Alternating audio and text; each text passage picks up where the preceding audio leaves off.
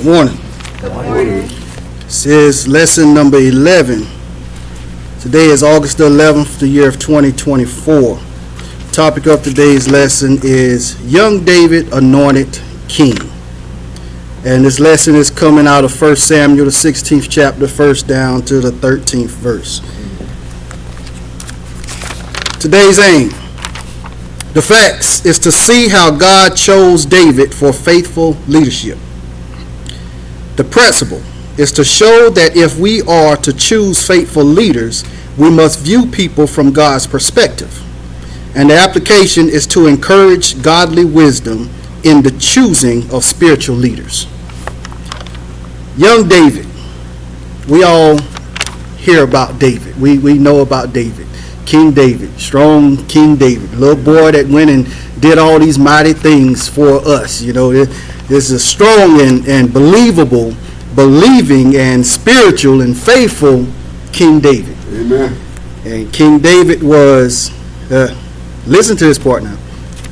King David was a man sought out from God's own heart. Yep. Pay very close attention to that. King David was a man sought out from God's own heart. Now, being that he was sought out by God's own heart, that doesn't mean that King David didn't have faults. Oh, yeah. That just means that God had called King David to do a work for him. We have been called Amen. to do works for him. You know, there's deacons, teachers, preachers, pastors, bishops, all these has been called to do works for God. That doesn't mean that they don't make mistakes. That's right. You can be anointed and still be wrong. Amen. You can be a man of God and still make mistakes. That's right. Just know that when we're doing things for God, that God actually called us to do. God didn't change us. God has us in the changing stage. Amen. We are in preparation of becoming perfect. We are not perfect. So, we are starting here, chapter 16, first verse. We are starting, and it says here, "And the Lord said unto Samuel, How long wilt thou mourn for Saul, seeing I have rejected him from reigning over Israel? Fill thine horn with oil, and go. I will send thee to Jesse the Bethlehemite, for I have provided me a king among his sons." So we're starting at the first verse, where you see Samuel is in mourning for Saul. Now, Saul was the first king that was placed over them. He was the first king. Now, if you go back and you actually pay attention to how Saul was chosen and how David was chosen, you'll see the differences. Yeah. You know, Saul was chosen based on the people. Yeah. God told them, he says, look, if y'all want a king, go and find yourself a king. And they sought out and found Saul. You know, so they found a king that was pleasing to their eyes. That's it. One that looked like they could be the king. One that looked like they can do a job. So that's what they found. They found the king. But here in this first verse here, it says, "I will send thee to Jesse the Bethlehemite, for I have provided me a king." See, God had found his own king this time. In other words, God said, you know, these are the things that happens when you do things your way and not my way. You know, because if we have remembered what has happened in the past, y'all know, you remember we was talking about Agag. Okay, so when Saul was supposed to have killed all the Amalekites, but he didn't. King Agag was one that he decided to take back as prisoner, and Samuel got upset, and Samuel ended up being the one to kill King Agag, but some had slipped through the cracks because Saul decided to do it his way. Yeah. And not the way God said do it. So God was displeased. So what ended up happening here is Saul ended up disobeying God. And God told Samuel, he says, look, Saul is done. I'm done with Saul. He is no longer going to be the king. And Samuel was in mourning because God stripped Saul from his kingship. Now, the funny thing about when God take your job, you still walk around and act like you still the big dog. Mm-hmm. So as we see Saul still walking around with his crown on his head, persuading, as if he's still the king. Mm-hmm. He still have those rights and duties, but in God's eyesight, he's done. And he's telling Samuel, he says, look, how long is you going to go and mourn this? He's like, look, don't cry over spilled milk. He said, the damage is done. Mm-hmm. He says, everything is already done. Leave that alone. Let that go. I need you to move on. I need you to move forward. So he says, I'm going to send you to Jesse, the Bethlehemite, because he's already found his king. He's already found the one that's going to replace Saul. So, and Samuel said, how can I go? If Saul hear it, he will kill me. And the Lord said, take an heifer with thee and say, I am come to sacrifice to the Lord. So basically, you got Samuel here trying to figure out how he's going to get this job done, because he already know, look, if he go about this and he let Saul into what's going on, then Saul is going to kill him, because Saul don't want anything to happen. Saul want to stay king. Mm-hmm. But one thing about us trying to fix situations that God has already put a plan to, it just doesn't make sense for us. We'll just be doing things, and sometimes we'll end up getting in God's way sometimes. God has things already laid out. So some of the bad things that you're going through in your lives, don't call them bad, because God have you going through certain things for a purpose. Just like this little situation here when it came from Samuel and Saul. Samuel didn't like the fact that Saul was, removed from being the king, but it hurt him. Now, it hurt him. Yeah. Because he was the one that was chosen. He thought that this was the one, but it hurt him. And God just told him, says, look, leave that alone. Just follow my lead. Long as you follow my lead, everything gonna be all right. So I already got it planned out for you. This is what I want you to do. I want you to gather people up. Take your heifer with you, and just say, look, we come here to sacrifice for God. Mm-hmm. But what he says here is, and Samuel did that which the Lord spake, and came to Bethlehem, and the elders of the town trembled at the coming. And it came to pass, I passed one. It says, and calls Jesse to the sacrifice, and I will shew thee what thou shalt do, and thou shalt anoint unto me him, unto I name unto thee. And Samuel did that which the Lord had spake, and came to Bethlehem, and the elders of the town trembled at his coming. So basically what happened was, Samuel went into the town, and Samuel gathered everybody up. Mm-hmm. So it didn't look like he was just going to one specific person. It looked like he was calling everybody together. Right. So when he got there, he says, and not only do I want you to just call people together, I want you to just specifically get Jesse. And I want you to have Jesse come to the sacrifice, because I need you to let Jesse know that one of his sons is going to be the next king. Mm-hmm.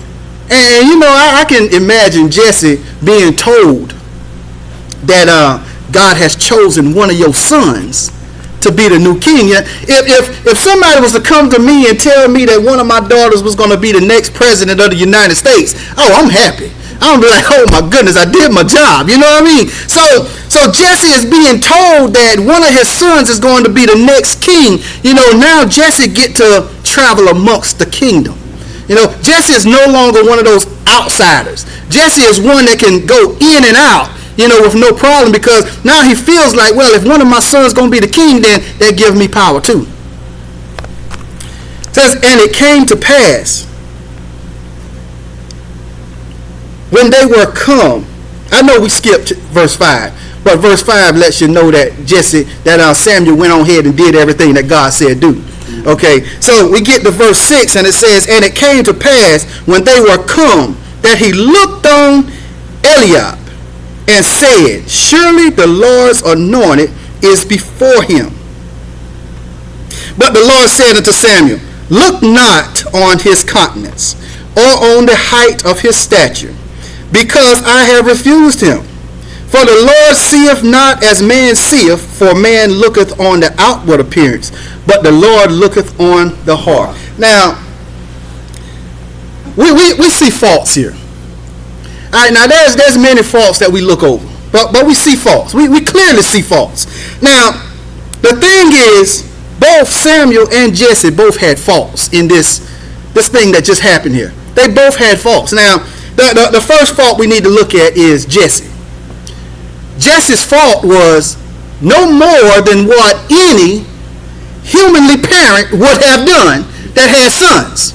You know, knowing that God had called one of his sons to be the next king, Jesse did exactly what most normal human beings would have done and pulled out the oldest son first. Because inheritance, it goes through the oldest to the youngest. You know, so Jesse, being a normal human being, he pulled his oldest son first. And Samuel. Now, this was Samuel's fault here. Samuel's fault was he looked at the appearance of Eliab. He looked at the appearance and he thought, surely this has got to be the one because of the appearance. And he was ready to anoint him. He was ready. He was ready to choose him. But see, the thing about God is God don't look at the outer appearance. See, you can be placed in an area that don't look like you belong, but God put you there because he qualified you for that spot.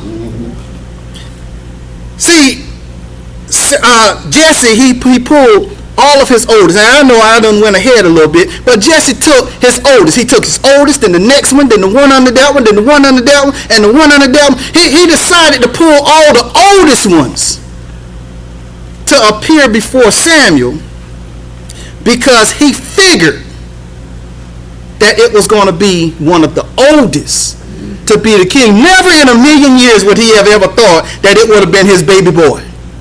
And to me, that's probably why he didn't call his baby boy to this meeting. Because he didn't figure it would have been his youngest. Because in the eyesight of a parent, we look at the youngest sometimes as not being ready for a lot of things. Definitely not being ready to be the king. So, it says, but the Lord said unto Samuel, look not on his countenance, or on the height of his stature, because I have refused him. For the Lord seeth not as man seeth, for man looketh on the outward appearance, but the Lord looketh on the heart. So, while everybody is looking at what it looked like, God is looking at what it is. See, we look at people and we say they look like. That's the one. And you know, when I was younger, I was in this little dating phase. I'm trying to go out, trying to meet me a good looking woman. I'm looking at her. Look, she look like she might be the one. You look like you might be the one, but see, that's about all it be. Is you look like, but see, once you actually get to know certain people, then that looks. Right. That's all done for. Because the only thing that most of them have is the look. But when it get down to what needs to happen, none of that exists. Right. It's just a look that we fall for. So what these people actually did, what Samuel and Jesse started at the beginning started falling for was the simple fact that Eliab looked like he could have been, because you know Eliab had the same stature as Saul did, you know, broad shoulders, tall, you know, hefty looking, and all these things. He had the look of a king, but he wasn't qualified to be. Then Jesse called Abinadab and made him pass before Samuel. And he said, neither hath the Lord chose this one. Then Jesse made Shammah to pass by. And he said, neither hath the Lord chose this one. Again Jesse made 7 of his sons to pass before Samuel. And Samuel said unto Jesse, the Lord hath not chosen these. Right. But, get to verse 11. And verse 11 says, and Jesus said unto Jesse, oh my goodness, look at me. Okay. And Samuel said unto Jesse, are here all thy children? And he said, there remaineth yet the youngest, and behold, he keepeth the sheep. And Samuel said unto Jesse, send and fetch him, for we will not sit down until he come hither. Okay, now look at what happened. Samuel made one mistake. Jesse made one mistake. Now, the mistake that we can say that Jesse made was a normal mistake.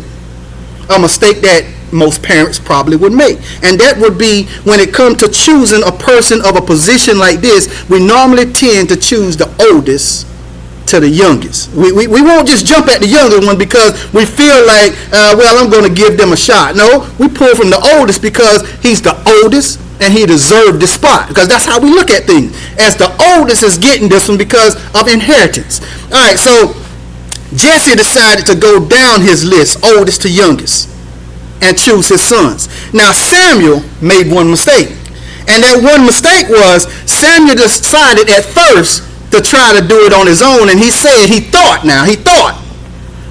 that the first son that came through was the one. He thought. And see, that was his first mistake. That was his mistake. He thought. But see, what I say is just because you're anointed don't mean that you're right. See, Samuel is anointed, but see, at this point, he didn't use God. He was wrong at this point. But see, from every step afterwards, he decided to use God. So every son that passed through, he listened for God's instructions. So when God says, no, I didn't choose this one, he says, where's the next one? And when it got to that last son that he saw, Samuel still felt, you know what? Something ain't right here. God specifically told me that one of his sons was going to be this king. Now, I done went down this whole list and I haven't found not one that God approved of. What's wrong? Something is missing. So he asked him, he says, look, is these all the sons you got? Then Jesse told him, says, no, there's one more. But where was he? He was tending the sheep. He was out in the pasture. He was working. He was doing what he was supposed to have been doing at the time. In other words, he was where he was supposed to be. Right. You know, Samuel was told here by God, no.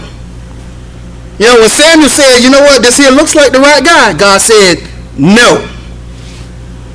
How many of us takes that word no and we get upset with it? You decide to go out and do something, and then somebody says, no, you can't. You get upset. And then you get mad and want to fuss and go back and forth with them because you're not allowed to do what you think you should be doing. But see, Samuel felt like this was the right guy, but God said no. But instead of stopping with that word no, Samuel said, you know what? If God says no, there's got to be something else then. But many of us today, when we're told no, we feel like we still got to go head on and do it because they don't know what they're talking about, but we do. And sometimes it takes us going ahead and doing these things to find out that we was wrong and they was right. You know, but Samuel being the man that Samuel is, the man of God, Samuel decided, well, God told me no, I'm going to go ahead on and follow through with what God says. If God says no, then it got to be. And he kept on going until he found David. And David was in the pasture, tending the sheep, exactly where David was supposed to be. Now, what happens if Jesse thought David was in the field, minding the sheep. But David felt that, you know what? I'm tired of doing this today. Daddy don't know where I'm at. And then he just wanders off and go and do what he want to do. Now nobody knows where David is. Now when David go out there and they're looking for David, they can't find David. Now David would have missed this blessing because David wouldn't have been where he was supposed to have been.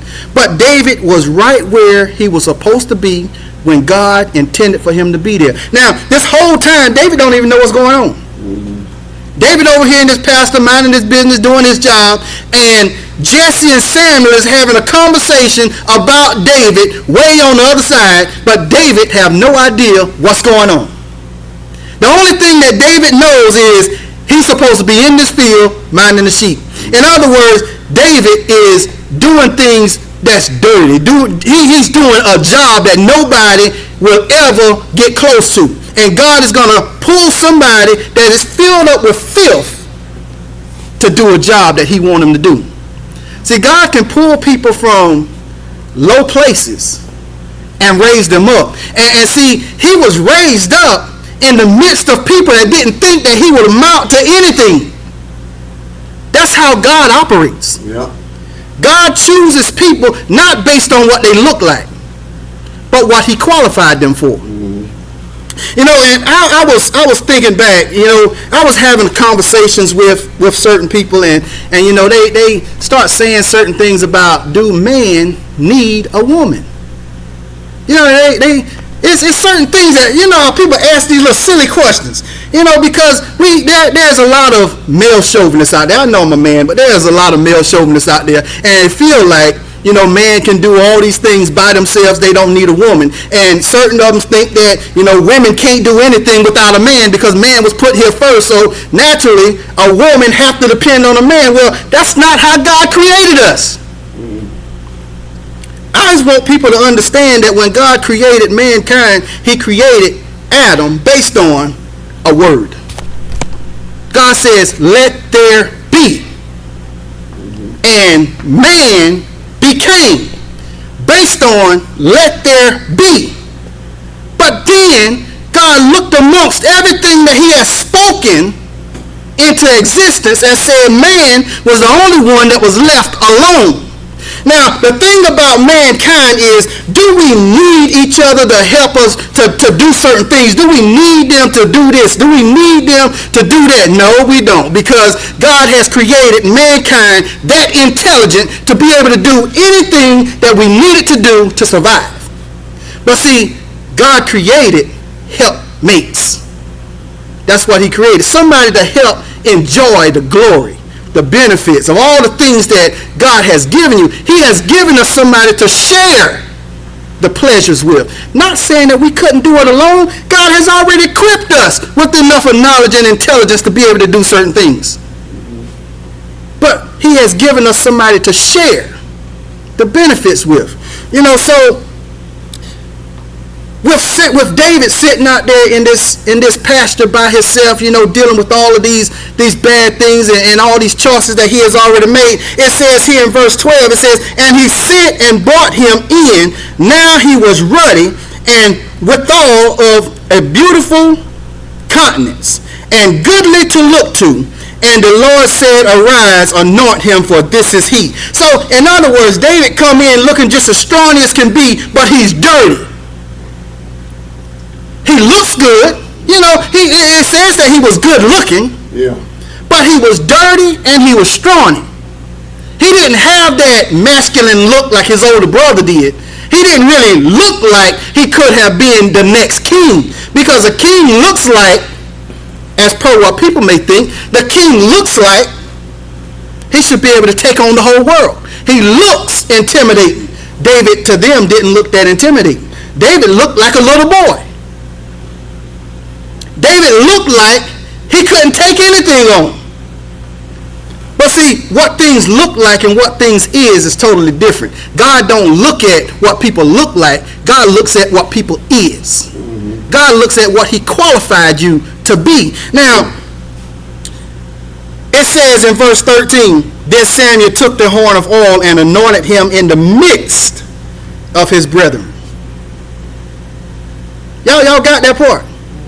It says, Samuel took the horn of oil and anointed him in the midst of his brethren.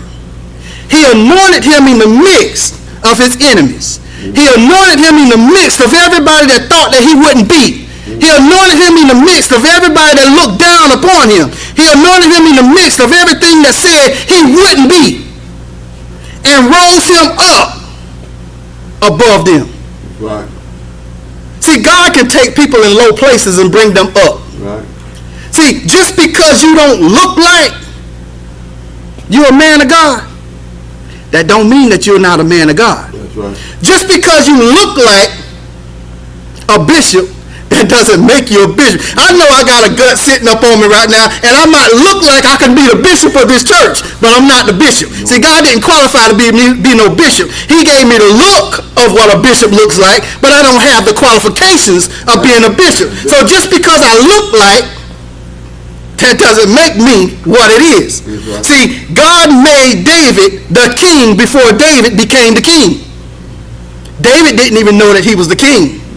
David didn't even believe that he could be the king. David really didn't want to accept the fact that they said that he was king. But David was a man of God's heart. Everything that David did was about God. David lived the godly life. David walked around and he did God all day long, because that's what God qualified him to be, the man of God.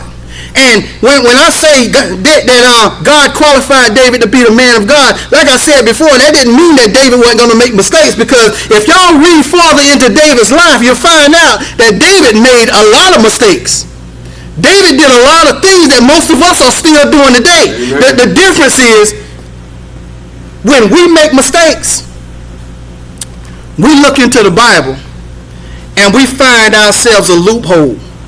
And we say, well, okay, all right, well, I'm good then. I'm good because the Bible didn't say if I kept on doing it. It just said if I ask God for forgiveness, he'll forgive me. But see, the thing about us is, we'll know that we're about to make a mistake, and we'll do it, and then we'll ask God to forgive us. I love when Paul said, shall we continue in sin and grace abound? God forbid. That's right. When you know, you know. So we can't excuse no more excuses. There is no more excuses. When you know, you know. There ain't no turning back when you already know. That's about like taking that bullet and putting it in that gun and rolling it around and putting it to your head and pulling the trigger. You already know that a bullet is in there. Yeah. Can you ask God to forgive you if you pull the trigger and it actually land on that bullet? You already knew. That's right. So in our life, what we're really doing is we're playing Russian roulette with heaven or hell. We're playing around with God. We're wondering, well, if God give me another day, then I will change later. Well, if you look at these scriptures here, you never see where God had David change before Samuel showed up. God sent Samuel to find David. And once he found David, he went on ahead and anointed David in the state that David was already in. Right. God never sent word to David and said, change because I got somebody coming for you. Because that's what God does with us. God says, I want you to come to me. When you get there, we'll work things out later. Amen. We don't work things out and then go to God. We go to God and then let God fix it. Amen. But many of us, what we plan on doing, we thinking that God got time for us. And see, that's something that we can't control is time. I know we got clocks on us, but we don't have control over time. We might tell somebody, yeah, I'll meet you at 2:30 tomorrow, but 2:30 tomorrow might not be our time. That's right. 2:30 tomorrow might be a time like 6 hours after God done took you.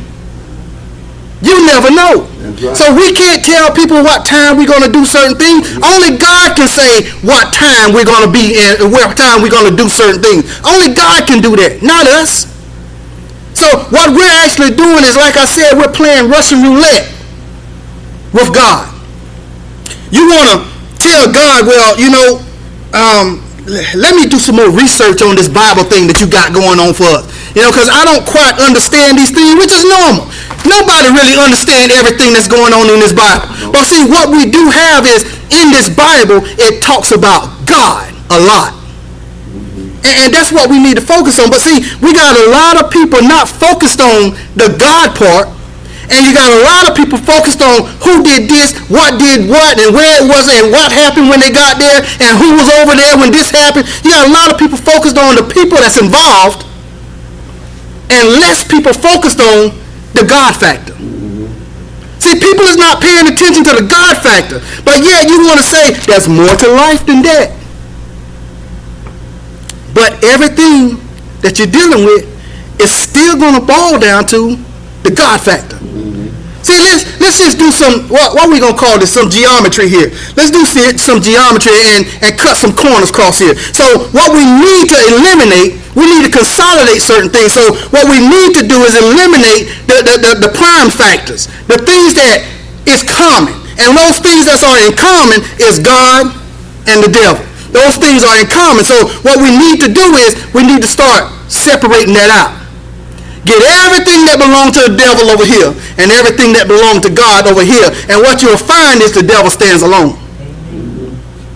The devil may have pulled a lot of things with them, but the devil still stands alone. Everything that the devil got his hands on, it belonged to God. The devil God just said, try it and see if you can get it. And see, many of us, the devil know how to get most of us. And what the devil does is the devil dangles in our face. The devil says, you remember you asked for this? I got it right here. There you go. It's yours. Free. You ain't got to pay for it. I got it. Just come get it. God gave it to you first time. The devil make you think it ain't yours. That's right. Everything that has been created on the face of this earth has already been ours. Already belong to us, because God told us if we want it, the only thing we got to do is speak it and ask. We got it. Yeah.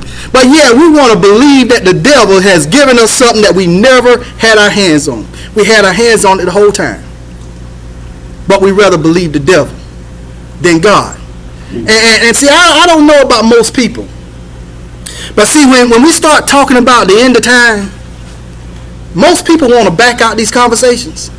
But see, when we're talking about the end of time and where man going to be and what man is going to be doing and all of these things, now let's just take out of the factor that some people say, I don't believe that there's a heaven or hell. I don't believe that. Okay, fine. Let's take that part and let's run with that. Let's say, okay, if you don't believe that there's a heaven and hell, what do you believe in? Do you believe that life is supposed to be better? Well, if you believe that life is supposed to be better, let's run with that. Okay, so if you want life to be better, how are you going to get better? If you treat me bad, do you think I'm going to treat you good?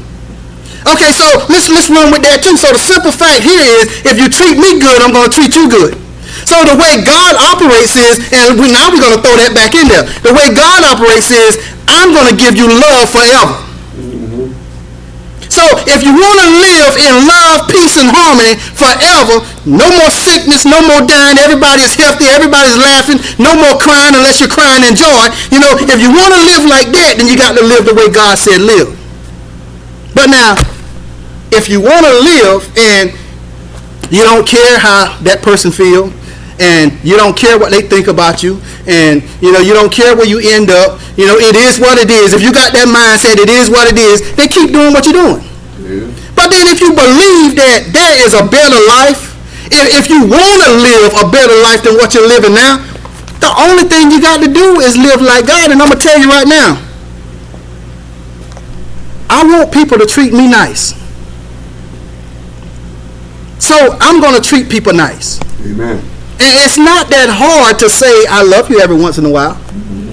It's not that hard to give somebody a hug and maybe a kiss on the cheek every once in a while. It's not that hard that when somebody falls, you reach down and help them up and say, hey, you want some help with that? It's not that hard. No. But see, what happens is the devil finds a way around our hearts. He have a way of finding his way around our heart. So now, instead of seeing a brother or a sister side the road stranded, what the devil done threw out there is every time somebody has done that, they never showed back up home. They ended up killed, thrown up in the ditch somewhere. So now that stops people from wanting to stop and help their fellow brethren. Well, let me tell you God's loophole around that. When you see this and you don't trust it, you say, God help him. That's all it takes. Right. That's all it takes. Put God in the mix. Always. Just toss God. Look, I can't stop, but I'm gonna throw God over there with you. You know, God help them out. I don't want to stop because, things is going on these days, so God help them. Don't just ride past them, and don't think about them no more. God help them. Just like David. There was nothing in this world that David wouldn't do to help his fellow brothers. David did some of the unimaginable things to help his brother. Look, if I'm fighting out there at a war, would any one of y'all come and bring me something to eat if I'm in the middle of a war? Yes, of course.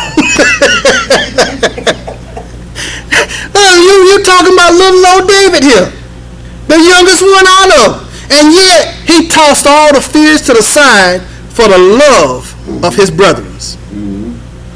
Because he wasn't walking out there alone. He was walking with God. Every step he took, God took it with him. See, he didn't think anything was going to happen to him because if it did, that only meant that God allowed it. But see, the thing that he had with him was God gave him a position. And I've always lived by this motto. God has given me a certain amount of tasks to complete. Right now I'm so far behind, I'll never die. So as long as there's still tasks out there for you to complete that God gave you, keep pushing. Amen. Keep moving. Because your life ain't over until God says it's over. When people pass by you, it's just supposed to be a thank you, I love you, God bless you, have a nice day, can I do something for you, can I help you here? That's what it's supposed to be. But we got a lot of hatred in our hearts. And you can't be a man of God's own heart if you got hatred in there. If we want to be something like David, we got to have love in there because that's what God is. God is love. I'm going to turn this over to the hands of the superintendent. Oh, yeah, go ahead. I love the part about only David had the spirit of the Lord that came upon him as well from that day forward. So he had the spirit operating, helping him. There you go.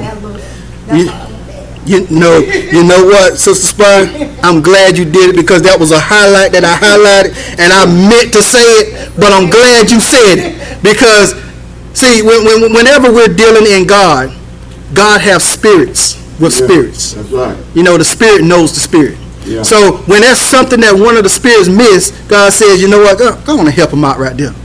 That's how this works. And nobody should ever hate the other one because the spirit helped the spirit.